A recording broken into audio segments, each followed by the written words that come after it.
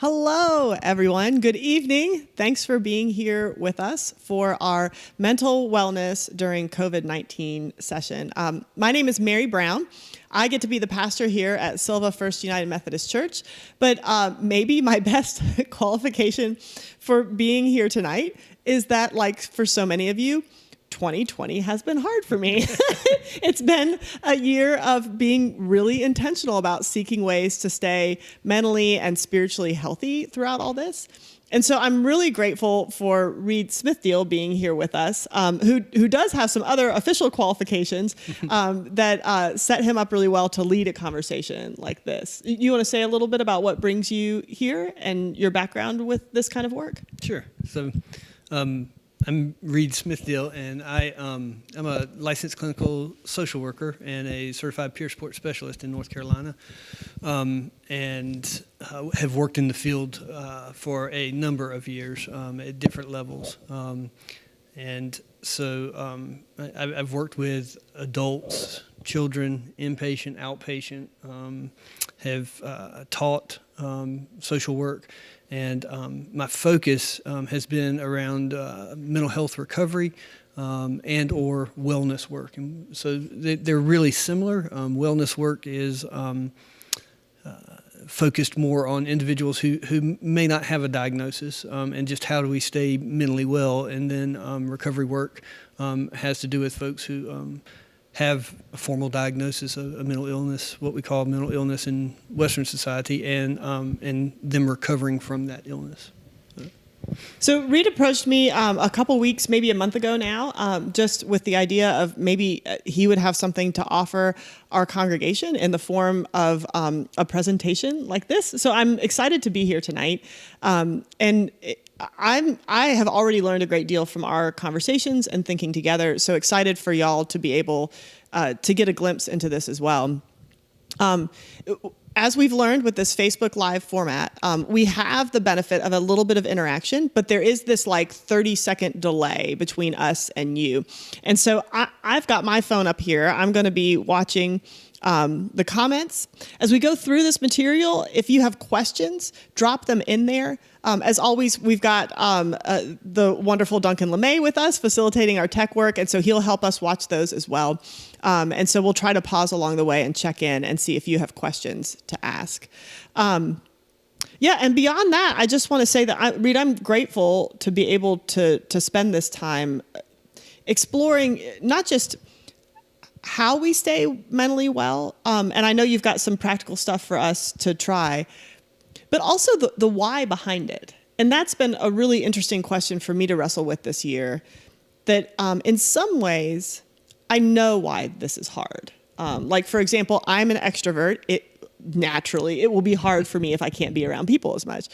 But then it's been really a season of like peeling back lots of layers. And I know that God has been at work in this for me in digging into that why. That the more I can understand why this is hard, I know that God can use this to help me navigate other hard seasons of my life, and to understand myself and my faith and this life better.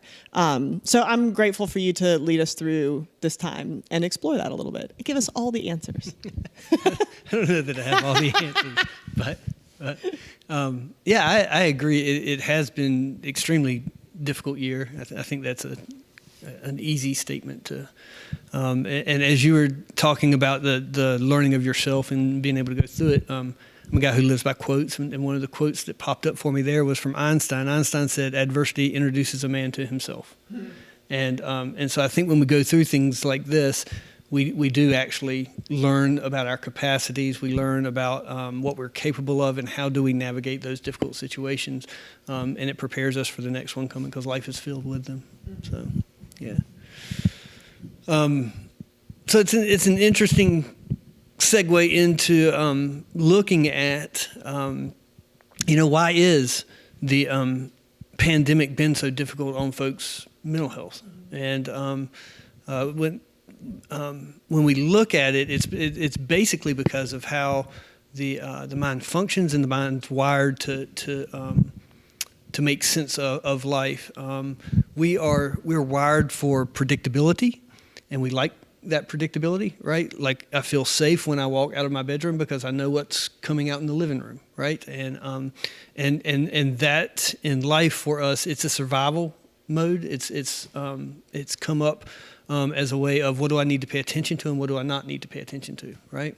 And then the pandemic comes along, and our predictability is taken away. Because as you mentioned, being an extrovert, you were used to going out and being around people, right? My job is predictably social. Right. Yeah. And then all of a sudden that's taken away from you. And you've got to figure out how to do that different, right? Yeah. And so our systems, when the predictability is taken away, what happens is our systems do, and when I say systems, I'm speaking of nervous systems primarily, but also our minds.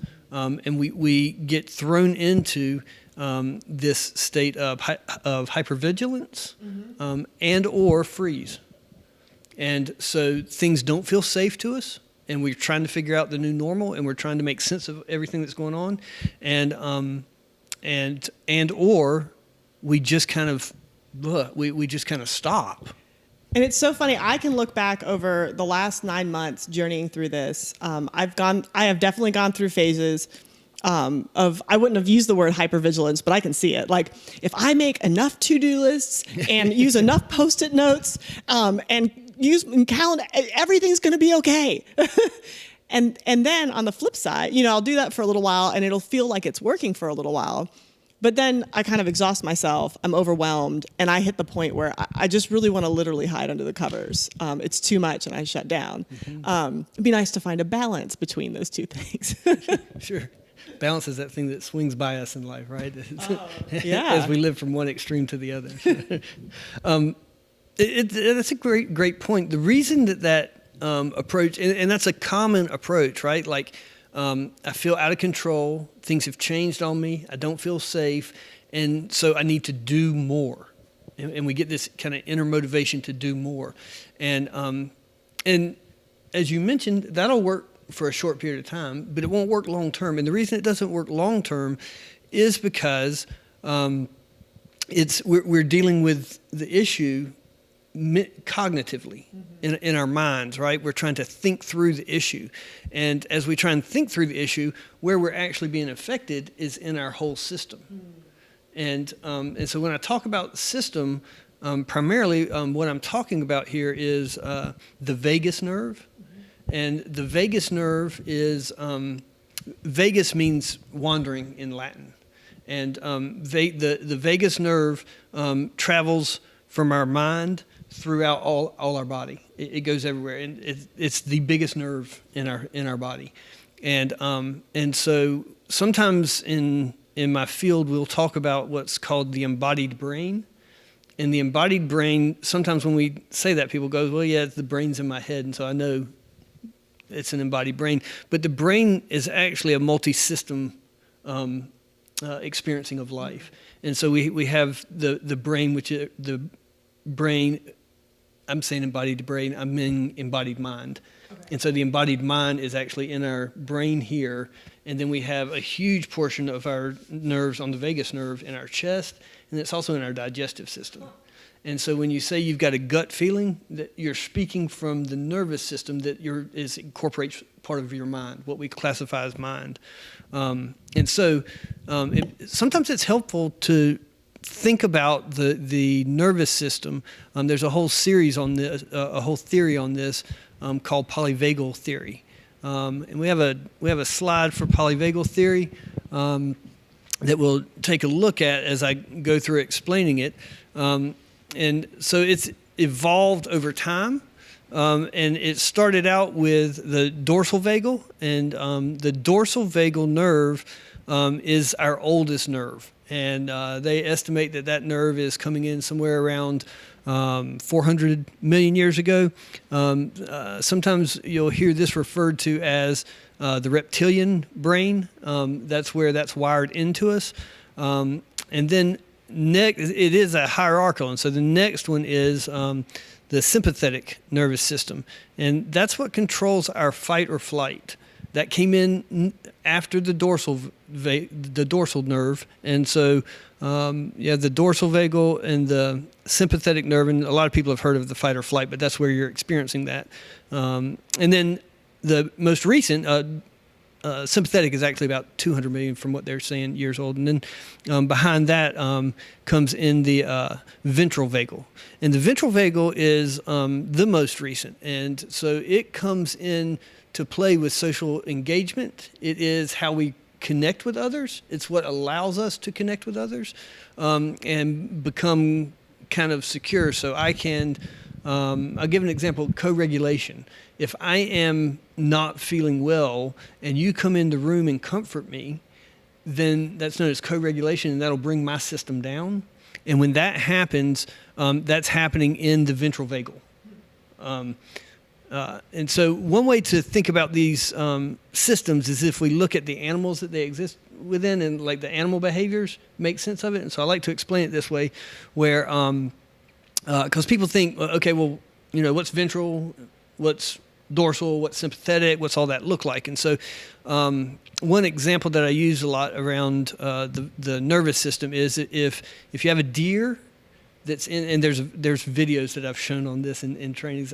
If you have a deer that's in the field, and a pack of wolves come out to try and capture the deer, then you'll notice the deer take off and run. Like they'll get startled, right, and then they take off running.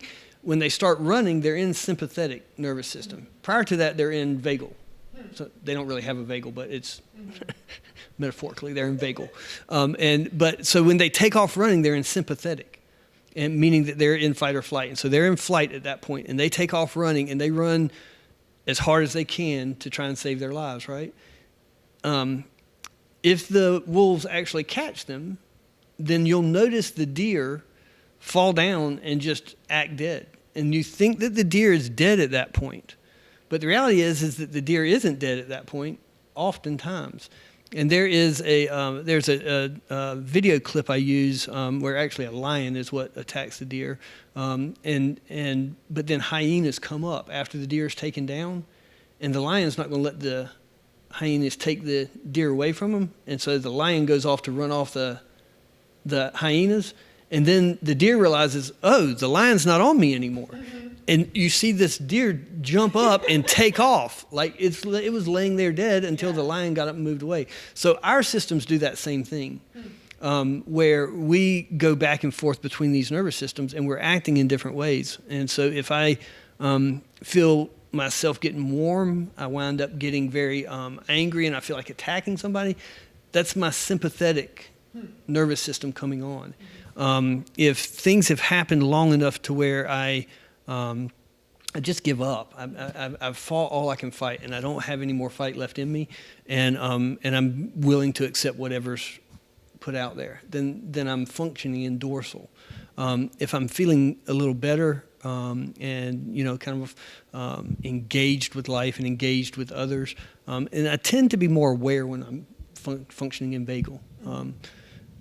I think one other thing that's important to point out here is that as we describe this, I often hear people say, well, gosh, I'd like to function in vagal all the time, right? But vagal's not where we need to function all the time. We need all three systems for various reasons. The easiest way to understand it is if I'm standing in the middle of the road and a truck's coming down the road at me. I don't need to sit there and say, I feel okay and I feel safe and I feel connected. To that truck flight driver. Is the appropriate right? response. Yeah. Right. So I need my sympathetic to get out of the way of that truck. Yeah. So, but being aware of them can also help how we react within them, so that even if I am in, let's say sympathetic or even dorsal, if I'm in dorsal, I'm still able to kind of function and connect in life in a effective way, in a productive way. So it may be good to do some exercises. Mm-hmm. We actually got a question. Okay. If you want to pause. Sure. I don't want to lose your train of thought. No. But so this goes back a little bit to the beginning. Carl Overby asks, Reid, you said something like what we call mental illness in Western medicines. versus what? Another name in Eastern medicine or terminology? That's a great question. I'm, and this is a little bit off topic, but I'll go ahead and go there and try not to get too. I am not someone who is. I function within the mental health system of North America or Western society, more specific, but I'm not one in favor of how it's evolved and where we're at with it. And so I say mental illness, as we define mental illness here in Western society, because of the fact there's a lot of other ways to define it. And there's some examples of that are if someone is experiencing what we classify as schizophrenia, which is classified, I'm not going to go into it's one of the traits of it is experiencing things that other people don't experience. Then they may be given the diagnosis of schizophrenia, and that's a medical terminology. Another way to look at that is that it is a spiritual emergence. And so within that person's spirit, something's coming up and out, and they can walk through that experience. And there's a number of treatment approaches. Our treatment approach tends to stifle that experience and try and get rid of that experience. But there's a number of other treatment approaches that wind up encouraging the person to make meaning of that and understand what life is with them. And rather than conceptualizing it as the illness is within them, the illness is within the space between them and people. And so the illness isn't within the individual. So, and I could go on and on about that because that's kind of my specialty. It's a good taste of, but that's interesting. But it's also relevant. I like the question too because it's relevant to this conversation because a lot of people will steer away from events like this because of the stigma that we have around mental illness. Right. Like I don't want to be labeled mentally ill. Right. Yeah. That person over there is crazy and I don't want to be. And so we've developed that within our society when I kind of believe that it's all kind of on a continuum, you know, and we're all experience different levels of it at different times. So that makes sense. Yeah. Carl says thanks. You're welcome, Carl. Thanks, Carl. So you wanted to try some exercises? Yeah. So it may be good to get some exercises around how to work with the nervous system and how to be able to have some control of your nervous system and kind of prep you up for the day and or in the moment when you're noticing that you're not doing that well, here's some techniques that you can use. And so I will go ahead and acknowledge that up front, say it, that a lot of these exercises, folks might wind up saying this is hocus pocus. And it's just not, I don't believe it and I'm not doing this. And so I'll go through a quick exercise that has nothing to do with gearing up your mental health or your nervous system to kind of demonstrate what I'm working with here or where I'm coming from here. And so for those of you out there watching, what I'd like you to do is I'd like you to take a minute, kind of clear your mind. And as you're clearing your mind, I'd like you to think of your favorite food. If you had the choice to eat anything that you wanted, whatever that food is, focus on that and get an image of that in your mind. And as you're thinking about that food, what I'd like you to do is go back in your mind and think about the last time that you ate that food. Think about the taste buds that are going off. What's it taste like? What's the smell of the food? Where you ate it? And now, as you're doing that, what I'm going to ask you to do is pay attention right now. And do you find yourself salivating a little bit more than you were prior to that?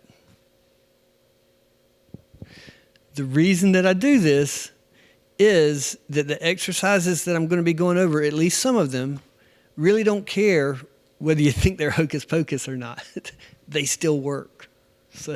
So I thought about a cheeseburger, and it helps that we're close to dinner time, right? But, I cheated there, right? Yeah, it was a home team advantage. But I definitely was salivating thinking about like one of my husband's awesome homemade cheeseburgers. But I think too, I wanted to chime in and say, in the life of the church, we use our bodies, and I think some of your exercises will be like about like using our bodies as part of our mental wellness. We use our bodies and our body position in ways that give us cues to how we worship, to our spiritual life. We might be in the habit of kneeling to pray, and that does something to our souls. It puts our spirit in a certain position as well as our body. We like to stand up for certain parts of the worship service out of reverence and respect. Last week in worship, we played the doxology for the first time in a long time. And some people in here just impromptu stood up as a way it's part of it. So all that to say, I feel like there is a connect, like without even thinking about it, we use our bodies to talk to our mind and our spirit and our heart, even if we're not conscious of what we're doing or why we're doing it. So I'm excited to try some more of these. No, that's a good point, and it's a good example too of what I was talking about with the trying to be overactive and trying to think through the issue, when the issue is really that our nervous system is where we're having the challenges. So I have been trying to think through, like, how am I going to hold this and do the exercises? And so I will, I'll describe the exercise and then I'll do the exercise, okay, for some of these. And so, so the first one that we'll do, let's start with what we call the containment hug. And the containment hug, we talked about people kind of feeling out of their safety zone, out of their comfort zone, because everything in the pandemic has changed everything. And so oftentimes when that happens, people start to lose a sense of where they are and where they start and where they stop. And so the containment hug is where we put one hand under one arm and the other hand over the other arm on the outside and just squeeze ourselves. Yep, Mary's got it.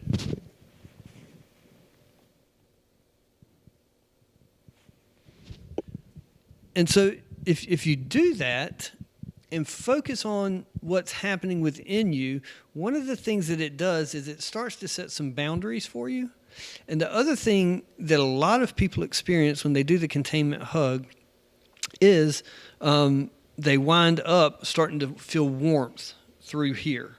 Partly maybe because of covering up, but it's also kind of an energy that happens within us and shifts. What was your experience with it? It's interesting. So I have a bad habit of standing with my arms crossed all the time, which I think is just because, like Ricky Bobby, I don't know what to do with my hands. But I'm told that it makes me look standoffish, and so I was sitting here thinking how different it feels just to have that one. It's essentially almost the same, but one hand under the arm, so my arms aren't crossed. Right.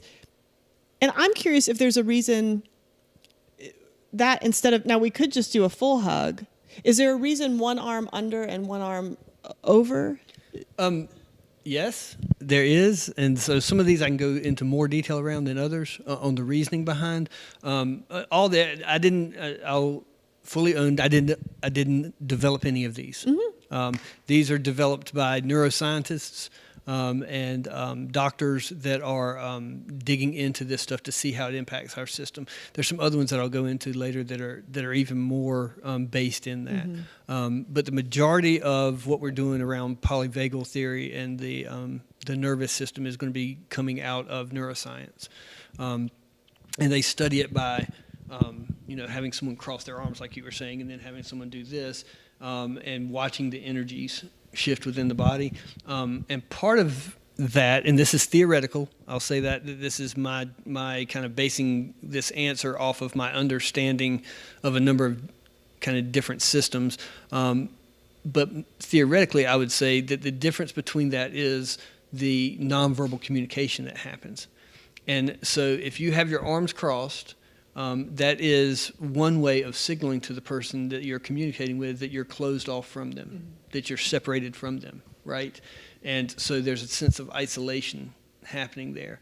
The other piece is that you're not able to feel your core when you're doing that. And a big piece of this one starts with the feeling of the core. And when I say the core, the body here. And that makes sense, that even more than putting your arms over each other, that makes a lot of sense. And I like this one because it's very subtle. I feel like this is something that anyone could do in a meeting, in a crowded room, like you're at Walmart and feeling stressed out, and no one's going to really pay attention to what you're doing. Yeah. It could be an easy way to ground yourself and to feel that warmth. That's a great point, Mary. There are some that we're going to do that you probably don't want to break out in the middle of Walmart. You know? because as soon as you show up on the camera doing these, they're probably going to call somebody to come check on you. You know? How about let's look at what we call I call it the polyvagal stroke. And the polyvagal stroke, I mentioned that the vagus nerve goes throughout your whole body. And so some of the big areas of the nerve are on the back of your neck here. It starts at the reptilian brain, which is at the very base of your brain, the back of your neck. And it comes off of the back of your neck through both sides, and it starts going out and down. Now, it comes down and around the body here and here, and there's heavy nervous system down here, but it also continues down the arm.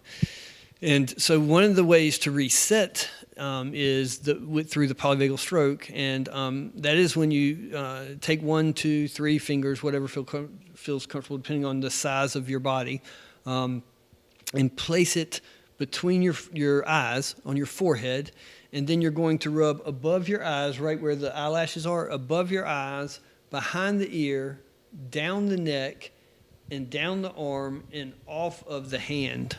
Okay, and you're going to do 3 on each side, and then 3 on the right side, 3 on the right side, 3 on the left side. Okay, and so I'll demonstrate it now.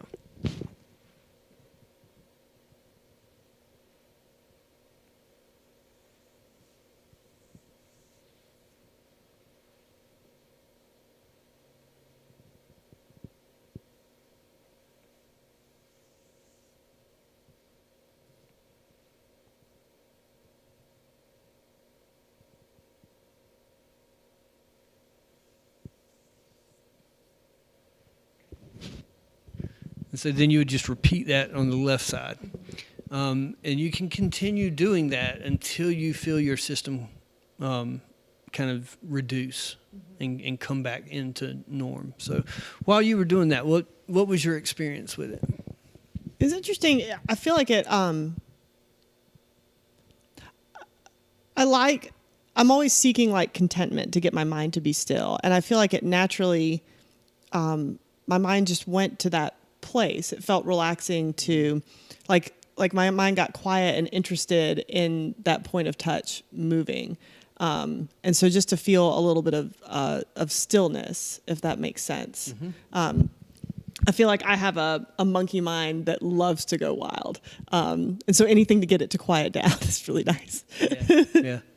I particularly like that one, and I use that one a lot. And the reason being is how many different sensations and experiences I've had with that one. I will do things like I'll say that last time, what happened was I started feeling the touch on that third pass. I started to feeling the touch on my face when my hand wasn't down around here. Mm-hmm. Right. And then it felt like a trace coming down my face as I was rubbing across my face. I could feel it coming, but my hand had already moved on.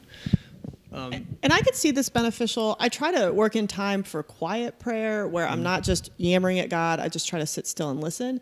And I could see something like this being beneficial to do for a minute or two instead of just trying to jump into quiet prayer, to help like myself settle a little bit first. Yeah, because these exercises will settle. I love the term that you use there. They will settle you. They will calm you down, again, it takes different. I mentioned that you may do it one time, you may do it 2, you may do it 3 times.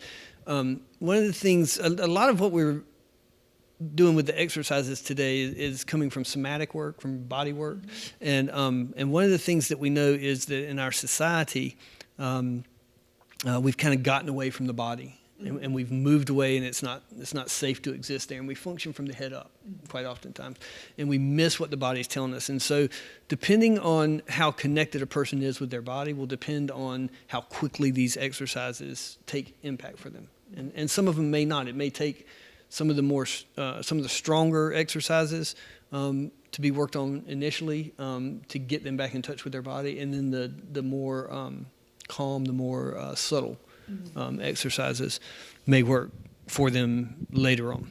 So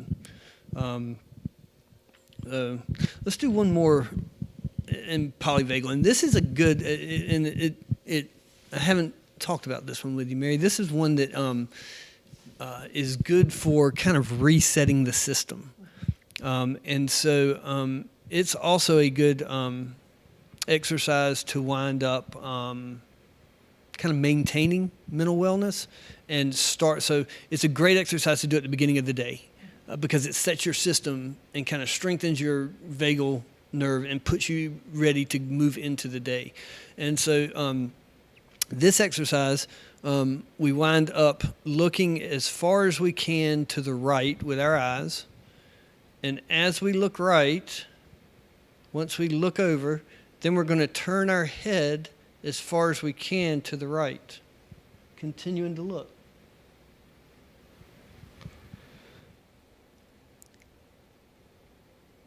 And the goal here is to maintain that until you find yourself swallowing and or oftentimes yawning happens naturally with this. And then you do the same exercise to the left, where you look as far as you can to the left and then turn your head as far as you can.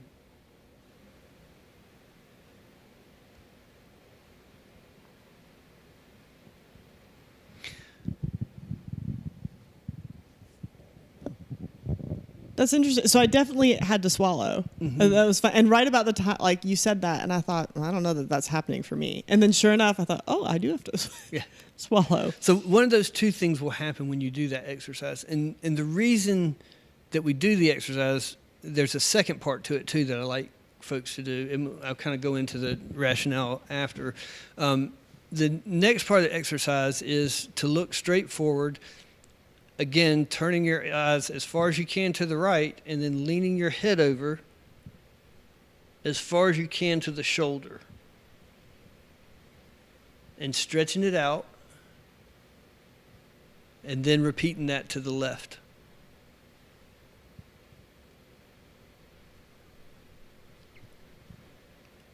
And you'll hold those for a little bit in the morning when you do that, and folks will learn to kind of go deeper into the pose, if you will, and hold it longer. What this is doing for your nervous system is oftentimes we hold anxiety in different areas of our body. A really, really common place is in our neck and in our shoulders. And what that does to the nerve, the nerve, if you think of like the way I like to think of it is, think of a garden hose, and if you take and you squeeze the garden hose, not as much water comes out, right? Not as much water comes out of the garden hose, and so the same thing happens with our nervous system. The stress that we're holding here disconnects us sometimes, especially if it's long-term repeated stress over and over and over. Then our nervous system tries to quiet that down so that the mind can still work. And what this does is it's stretching out those nerves and kind of releasing the tension on the nerve. So, you know the old dad joke with the garden hose, it's not working, you can come look, and then you let it get in it, right? That's it. So, and with the eyes too, because that's an interesting part of it to me. The neck makes easy sense, like that, or not that it makes more sense, but I would have guessed at that. But the eyes is interesting to. So we don't understand as much as we would like about the eyes and how they control what's going on in the mind. But the eyes have a big impact on setting the mind up to do what the mind's going to do. Another good example we can go over is, we'll do one more, which is the EMDR, which is an eye movement therapy that kind of works with the unconscious or the subconscious, and it's the eye going back and forth. What we're looking for is bilateral movement, so brain activity from the right, left, right, left, right, left. And one of the ways to do that is with bilateral tapping. So I'm trained in EMDR, and I sit there and do this number, and people's eyes follow my fingers back and forth, and we can talk through things, and it's a great treatment for trauma. And we work through trauma that way, difficult emotions. So this is a way that an individual can do that on their own. And what I'm doing when I'm doing this and their eyes are following my hand, I am having bilateral stimulation going on as they process through the trauma, right? With this, an individual is able to work through their difficult experience in the moment, doing the same thing, creating bilateral stimulation in the mind. And so the process is we're going to hug ourselves at the shoulder, and we are going to slowly tap. It's kind of a medium tap. And focus on the emotion that we're having, the difficult emotion that we're having, and then you just start naming emotions that follow. And so you name that emotion out loud, and then you name the next emotion that comes to mind, and then you just start rolling through whatever emotions pop, emotions that are easy to handle and or difficult to handle, and so it looks something like this.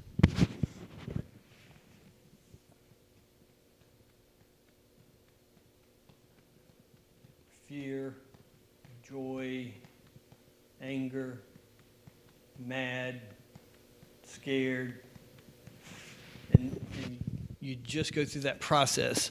I've had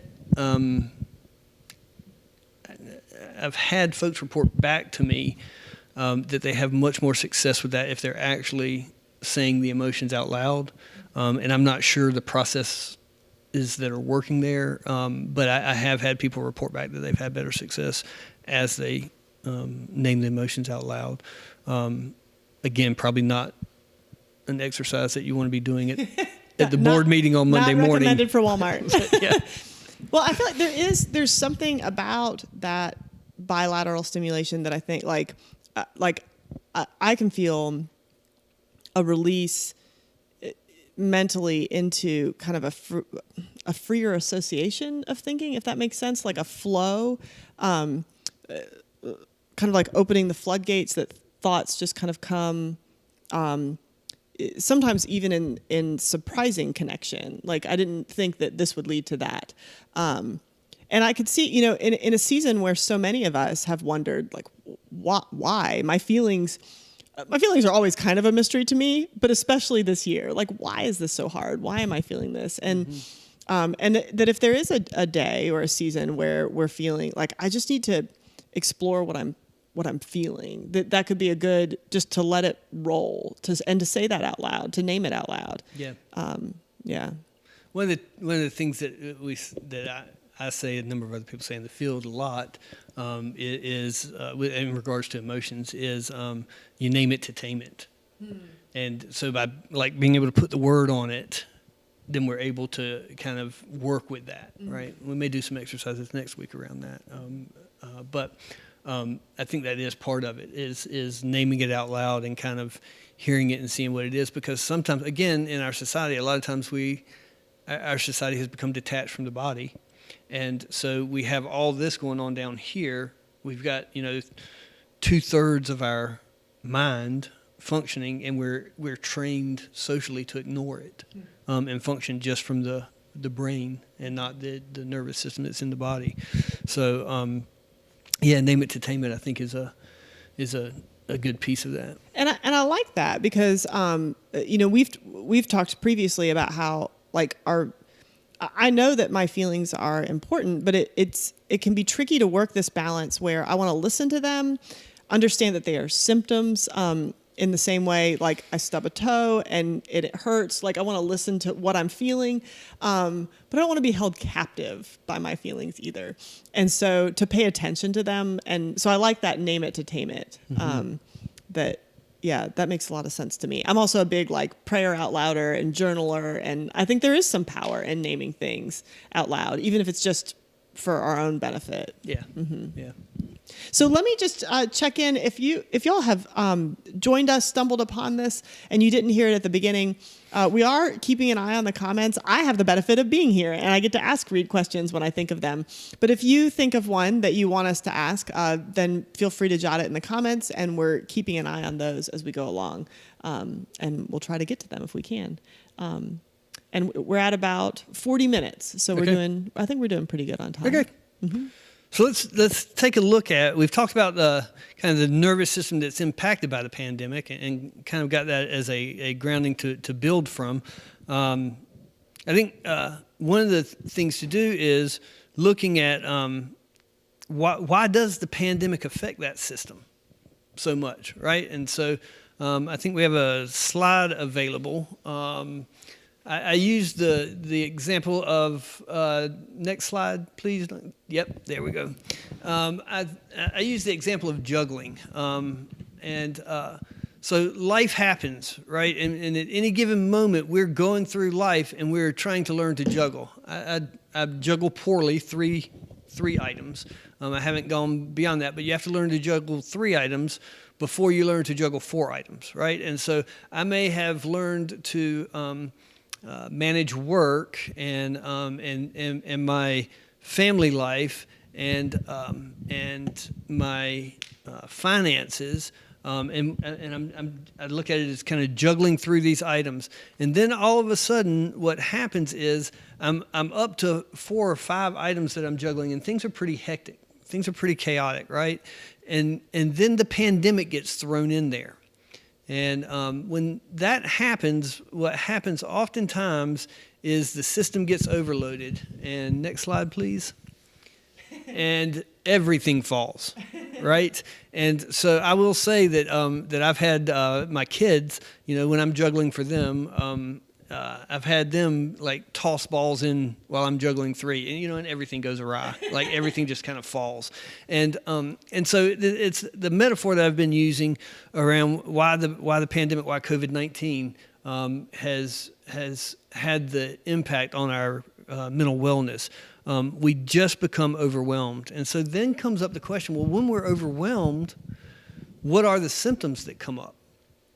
And so what's happening with the symptoms is that we wind up, our system starts running harder than it usually would. So it takes twice as much energy. I'm making that number up. That's not scientifically backed. But it takes twice as much energy to function out of dorsal than it does out of ventral, or sympathetic out of ventral, right? It's easier for us to go through when we know what's happening than when we don't know what's happening, right? And so next slide, please, Duncan. And so as we look at it, what happens when our system gets overwhelmed is we wind up having our appetite impacted. We may or may not feel like eating. We may feel like eating a lot more than we usually eat, a lot more sweets than we usually eat, or not eating at all. We wind up experiencing a heightened level of anxiety.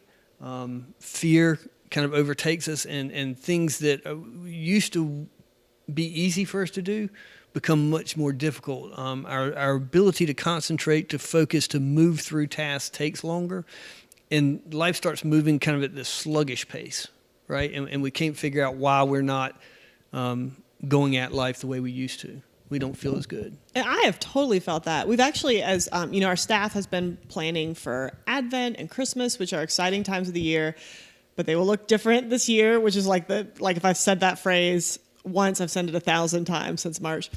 But as we're planning for December, we've just named out loud, everything takes longer. And I don't know why, but it does. And so let's not over calendar December thinking that we can accomplish like 20 different goals. We need to be reasonable. And so it helps to understand a little bit of why that is, and also that it's normal that everyone's feeling that way. Because I know I personally, I am a task-oriented achiever. I know that about myself. And so, and most of the time I just lean into it. I like getting a lot done during the day or the week.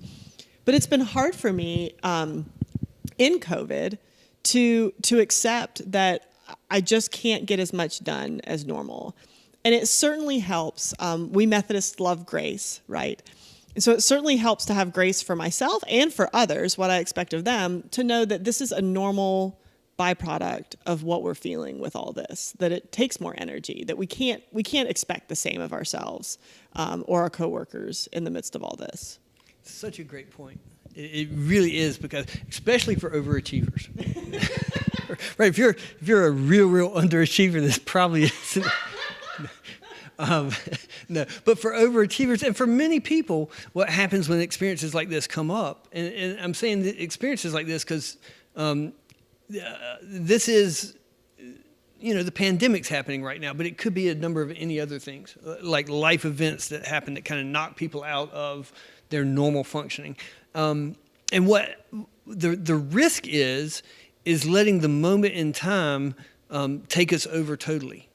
Right? And so the idea of, oh my gosh, I used to be able to plan a sermon in 2 hours, and now it's taking me 6 hours, and I'm not a good pastor, and I need to find a different profession to go into, right?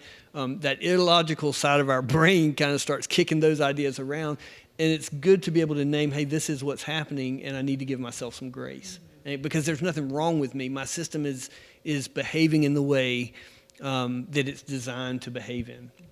Right, and I just need to be able to listen to my body, to listen to the ones that are around me, because oftentimes the ones around us can see clearer than we can what's going on within us, and I need to slow down and let myself figure out how to exist in this new normal. And I know I've been working at trying to set a new pace for myself that is more of like maybe a jog than a sprint. Mm-hmm. And then also to be mindful about, I usually try to work in energy giving things throughout the week anyway, because I like those things. But to be mindful that like I need to find ways to give myself energy and motivation. Yeah, that's a good point. It's important to kind of sprinkle those activities equally so that we don't get overwhelmed. Our tendency is to, I think kind of the human tendency is to save the unpleasurable activities till last, right? I like doing all this stuff over here, so I'm going to focus all my energies over here getting this done. But then what tends to happen is the unpleasurable activities never get done. Mm-hmm. It just drags on forever. And so finding some balance between when to do stuff and how much of that stuff to do. In my field, the general unpleasurable activity is documentation. We have to write about everything that we do, right? And so there are some clinicians who their daily practice is, let me do all the work and I will leave 2 hours of time at the end of the day to do my documentation. And I've worked with a number of those clinicians on that struggle, because what tends to happen is they do everything except that documentation in that last 2 hours, trying to recoup from burning all their energy up doing therapy sessions at the beginning of the day, right? And so trying to find a balance of how do we spread that out so that we can maintain wellness as we go through it. Another example is being specific of times that we schedule it.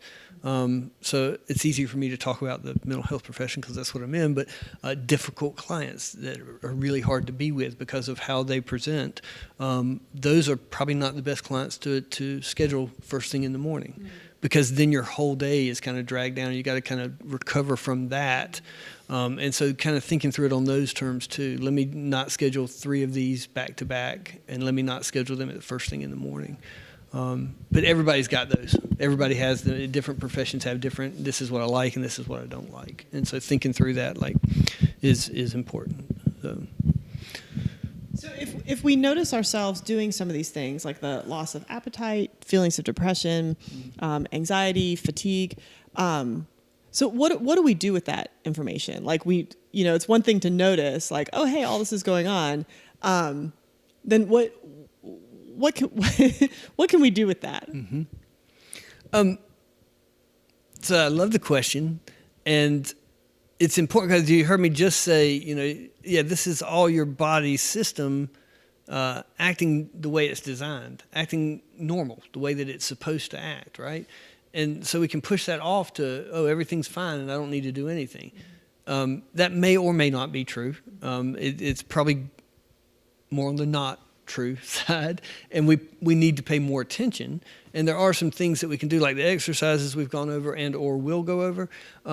The other thing is pay attention to the intensity of what's going on. And so what I mean by intensity is the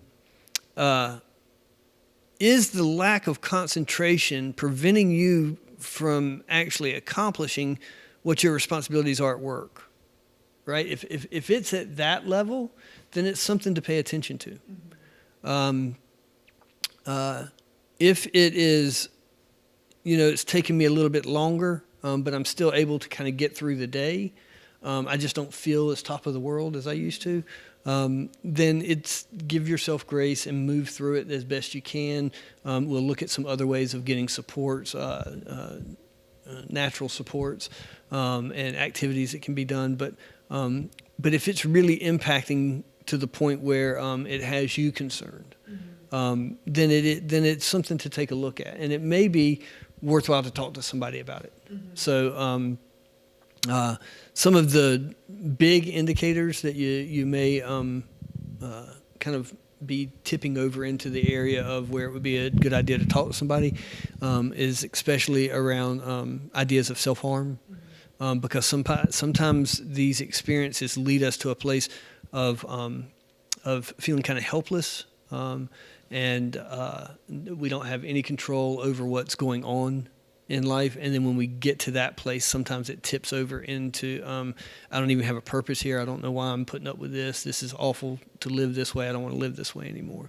And the thoughts can kind of snowball downhill. So those are some areas to really look and be mindful of. And so if you're a part of our congregation and either Reid or I'm going to offer myself first, and then you can say what's fair for you. But I know a lot of times for me as a pastor, people will come to me as almost like a first conversation along those lines to have. And it took me a couple years being a pastor to recognize the line between what I do and what you do. But I've learned it pretty well at this point. And so I just want to say that I would invite anyone, if you need someone to call and ask, you do feel like you're like, it is to a point where it's prohibiting me from functioning. And maybe I need to talk some more, that I'm happy to talk. But often what I do is we can talk together, and then I can say, if you need someone who's trained in this field to talk to, then I can do research for you and make some referrals. But even just starting that conversation with someone, and then figuring out who to talk to can sometimes be a tricky step. Like, let someone else in on that so that they can help you find that someone. Would you say that's fair? Sure. Yeah. Yeah. And I'd also say that I'm open to those conversations too. I was hoping you'd say that. Yeah. Too. I was telling Erica the other night that it's a little bit odd to me, and I don't know why it's odd. I mean, as soon as I said it, it started kind of making sense, and Erica looked at me and was like, this is why. But I mentioned to Erica, it's odd to me how many people from my past reach out to me. Most of them are like old high school friends or people that I ran around with my 20s, and they'll reach out for support, either for themselves or a family member. Recently I had someone reach out about their daughter. I've had, in the past 2 months, I've had 3 people reach out. So it's just this odd thing. But Erica said, I think it's because they know you and they know kind of who you were and who you've become and my recovery process. And then the other piece is, it's the field I'm in. And so, if my car breaks down, I go talk to a mechanic, right? So yeah, I'm open to any conversations. And to me, the bottom line, well, like again, returning to name it to tame it in some sense, like to me, the bottom line is to talk to someone is important. Definitely talk to God. You know, God and I have long talks about like my displeasure with COVID-19 and many other things. You know, God is the best one I know to take it all too honestly. But God has designed us to work together. You know, it's always important to me that in the creation story, God and Adam are hanging out in the Garden of Eden perfectly, you know, I mean, they're buddies that like just hanging out there together. And still God looks at Adam and says, he needs someone like him. God recognizes that God isn't enough. For Adam needs another human being. So God has made us for each other. And so, so as you struggle in this, and as we are physically distanced from each other, don't be hesitant to call someone, to talk to someone, to name what you're feeling out loud with someone else, to invite them into it with you. I think that's a great point. I love that you said that because I have this vision of behavioral health or mental health services that we have formalized them and medicalized them so much in Western society that that a lot of the services that we have created aren't effective anymore because they're too sterile. And as you were saying that whole process, one of the things that, again, I live from quotes, Berber from Thou and I, his quote, and I'm going to butcher this quote, but I'll come pretty close. I'll try to come as close as I can. Is that the energy that transfers back and forth from two people when they are connected? That's God. Mm-hmm. That's God, and I think of it that way, Mary. And there are times where there's a real magic that happens just from sitting with somebody, and we can feel that internally within ourselves, right? And so it can be around something really dark, about a suicidal thought, about a loss of a loved one, about feeling not good enough, about fear of what's going to happen in the future. We can be talking about that, and the energy starts transferring. And the beauty of it is some of the trainings that I do around the country are around how to be supportive to people. The beauty of that type of connection is if I'm saying that stuff to you out loud and we're connecting over it, you don't have to do anything with it. Mm-hmm. Like what I teach people is, I call it the fix-it mode, right? And what I teach people is don't go into fix-it mode. Because as soon as you start stepping into that fix-it mode, then you're starting to break down the connection that's happening. Because this power differential happens. Mm-hmm. I'm in need and you're helping. And that's a upper to lower, right? Mm-hmm. But just by experiencing with me, right? And going, wow, COVID-19 sucks. Yeah. You know? And for an extrovert, I'm not an extrovert, but for an extrovert, you are. And for an extrovert not to be able to go out into the community and do whatever they want and connect with people all the time, that's really got to be hard. Yeah. Thanks, Reid. It is hard. But there is that solidarity in it. You know, in the story of Job in the Old Testament, you know, everything bad happens to him, right? And he has three friends, and they, at the beginning of the story, and I got this from a pastor, Talbot Davis, at the beginning of the story, they just sit with him, and they're doing the right thing then. Right. Then they start trying to fix it. And everything spirals out of control from there. And so there's a lesson in that even it can feel like you're doing nothing as a friend. If someone comes to you, it can feel like you're doing nothing if you're not trying to fix it. But listening to each other is doing something that is valuable. All right, so we are like 2 minutes from the top of the hour. Okay. So, I mean, we don't have a hard and fast, like Duncan's going to shut us off at 6, but I think there's only so much everyone can absorb at one sitting, too. I agree. So I want to toss it back to you to see what you might want to cover before we finish here, and then we'll really finish with what happens after this going into next week. Okay, great. I think we're pretty close to a good stopping point. Oh, more questions. Questions. Okay. Questions.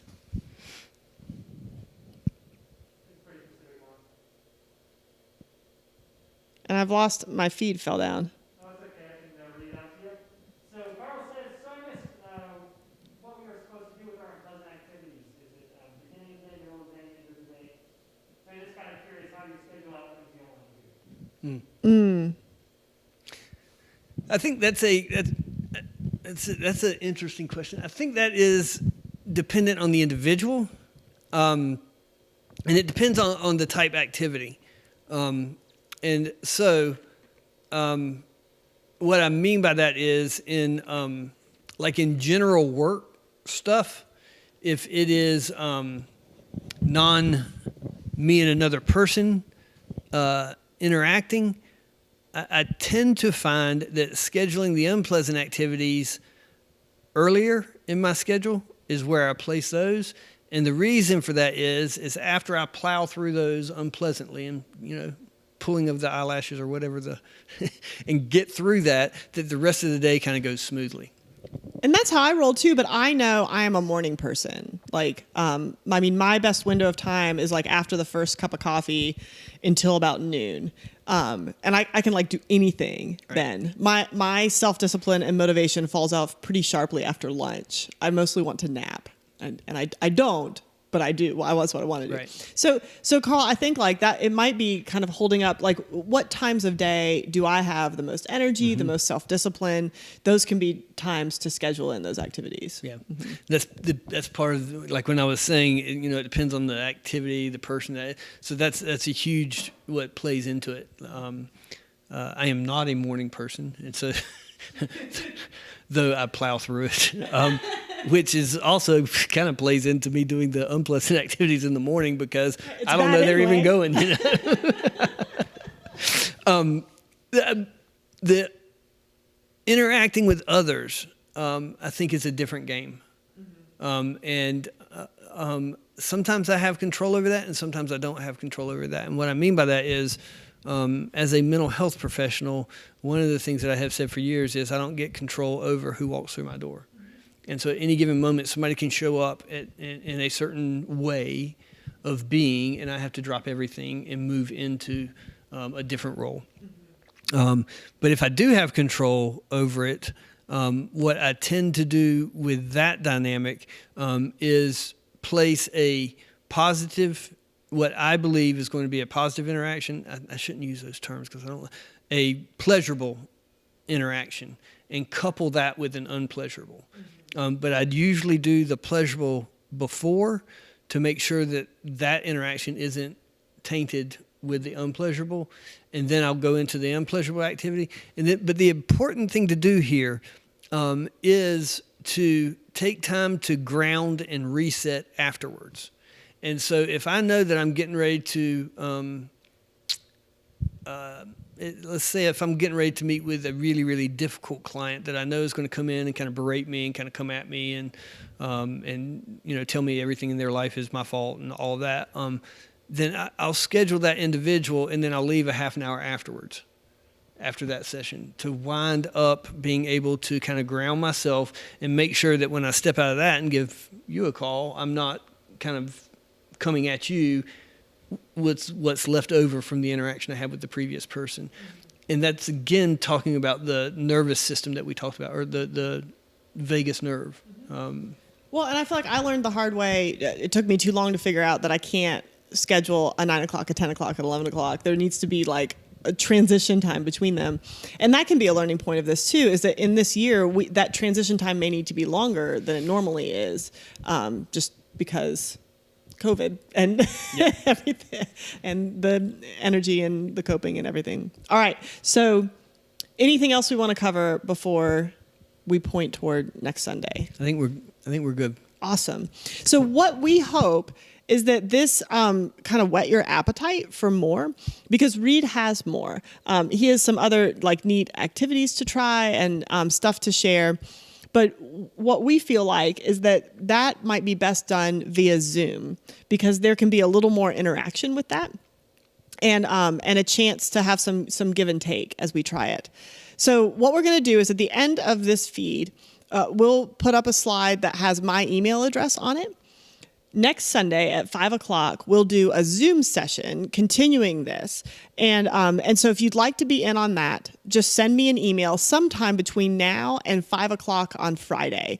So even if you find this later in the week and you're watching the video after it's been live, you can still send me an email as long as it's by 5 o'clock on Friday. What would be, that's the 6th, I think. November 6th. And we'll send you the Zoom link so that you can participate with us next Sunday.